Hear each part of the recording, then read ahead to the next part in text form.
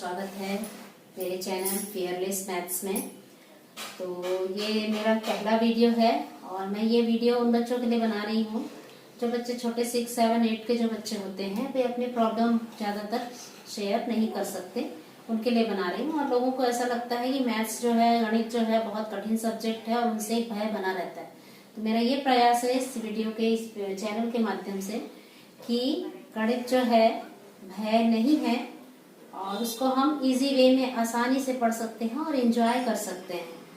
तो आज ये 6, 7, 8 के लिए है ये चैनल।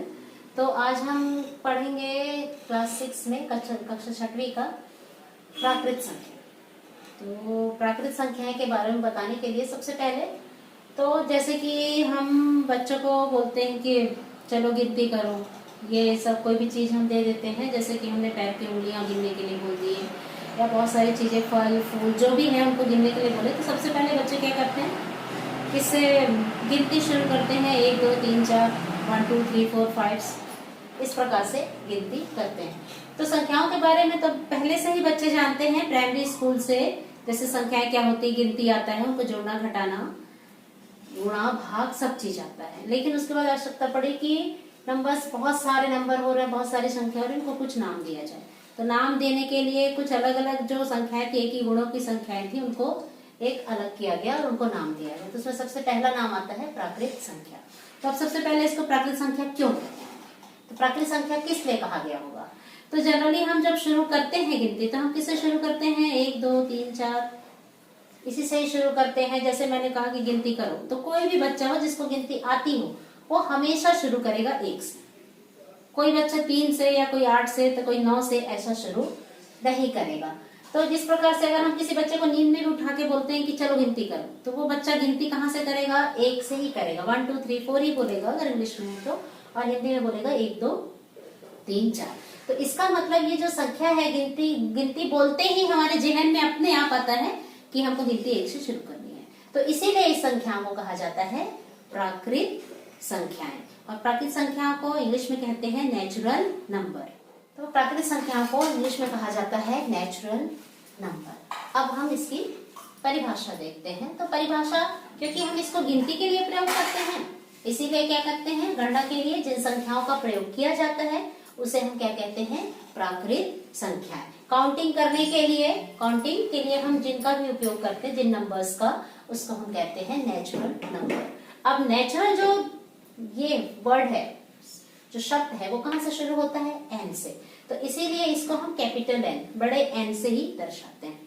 तो नेचुरल नंबर शुरू कहाँ से होता है, 1 से, 1 से। तो यहाँ पे हम कोष्टक लगा के लिखते हैं 1, 2, 3, 4। अब उसके आगे देखिए हमने कोई डैश डैश डैश डैश किया है, तो आगे आगे वो संख्याएं जाती जा रही हैं। तो natural number equal to n equal to bracket 1, 2, 3, 4 dash dash dash. अब इसको हम एन से दर्शाते हैं। अब है प्राकृत संख्याओं के गुण, प्रॉपर्टीज ऑफ नेचुरल नंबर। तो देखिए यहाँ पे हमने सबसे पहले नेचुरल नंबर शुरू कहाँ से हुआ, 1 से।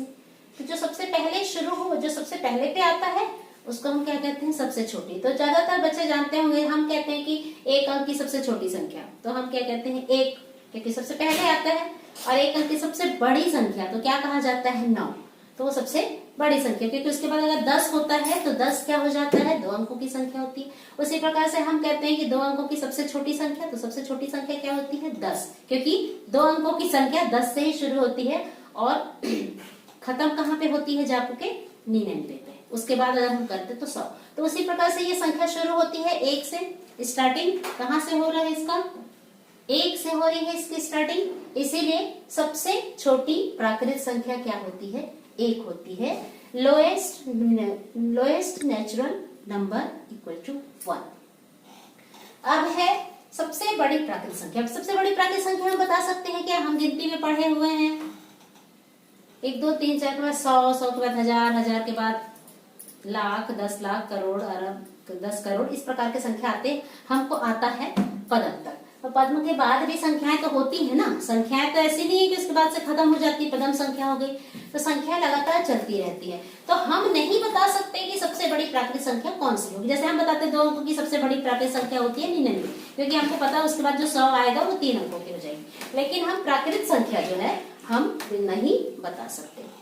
हम सबसे बड़ी प्राकृतिक संख्या जो लार्जेस्ट नेचुरल नंबर, ये हम नहीं बता सकते। अब है थर्ड है, किसी प्राकृतिक संख्या में एक जोड़ने पर हमको अगली प्राकृतिक संख्या मिलेगी।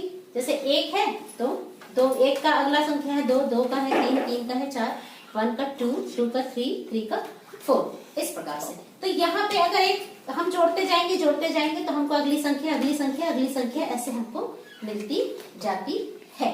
तो ये इसका एक गुण है, ये प्रॉपर्टी ऑफ नेचुरल नंबर्स। अब यहाँ पे 1 + 1 = 2, 2 + 1 = 3, 3 + 1 = 4, 1 धन 1 2, तो 2 और 1 3 और 3 का 4, तो 2 की अगली संख्या 3, 3 की अगली संख्या 4, तो नेक्स्ट नंबर 2, नेक्स्ट नंबर 2 का नेक्स्ट नंबर है 3, 3 का नेक्स्ट नंबर है 4। तो यहाँ पे 2 में हमने 1 जोड़ा तो ये अगली संख्या मिली 3 और इसके बाद मिला 4, 2 फिर 3 फिर 4।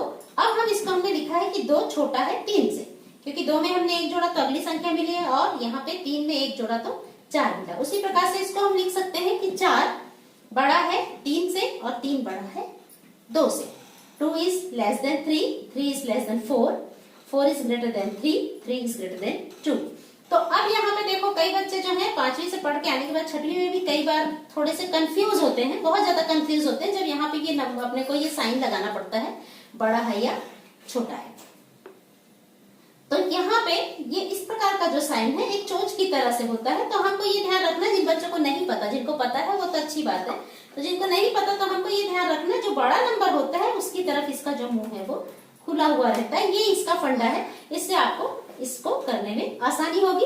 और जो एक्सरसाइज के क्वेश्चन है उसमें भी ये दिया गया है। तो एक्सरसाइज के कुछ क्वेश्चन जो हैं वो हम करवा सकते हैं इसमें। तो बहुत छोटे छोटे एक्सरसाइज दी जिसमें बड़ी संख्या, छोटी संख्या, ग्रेटर नंबर, लोअर नंबर, इस प्रकार की चीजें दी हुई हैं। तो ये थी पूरी प्राकृतिक संख्या के बारे में। तो एक बार हम रिवाइज कर लेते हैं कि हमने आज क्या क्या देखा। तो सबसे पहले हमने देखा प्राकृतिक संख्या, नेचुरल नंबर।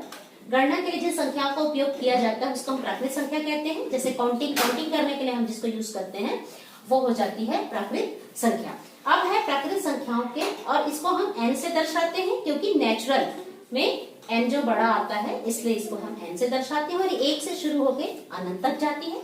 और प्राकृतिक संख्याओं के गुण में आते हैं प्रॉपर्टीज ऑफ नेचुरल नंबर। तो सबसे छोटी प्राकृतिक संख्या 1 है, lowest natural number equal to 1। और सबसे बड़ी प्राकृतिक संख्या हम नहीं बता सकते, तो जो लार्जेस्ट नंबर है वो हम नहीं बता सकते। फिर अगर हम एक एक संख्या इसमें जोड़ते जाते हैं, एक एक जोड़ते जाते हैं तो हम अगली संख्या प्राप्त होती है। 1 अपन ऐड करते हैं, एक नेचुरल नंबर में 1 ऐड करेंगे तो नेक्स्ट नंबर मिलेगा, फिर नेक्स्ट नंबर मिलेगा। इसी प्रकार से ये प्रक्रिया आगे बढ़ती जाएगी। तो ये पूरा हमने आज प्राकृतिक संख्या के बारे में पढ़ा है। अगर आपको इसमें कोई डाउट्स होंगे, कोई शंका होगी तो आप कमेंट्स बॉक्स में मुझसे पूछ सकते हैं, अपने डाउट्स क्लियर कर सकते हैं।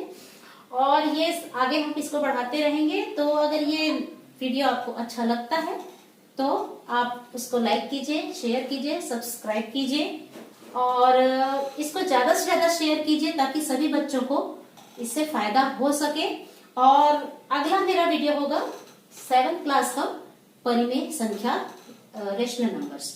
तो इस पर तो आपको वीडियो अच्छा लगा तो आप लाइक कीजिएगा और थैंक यू।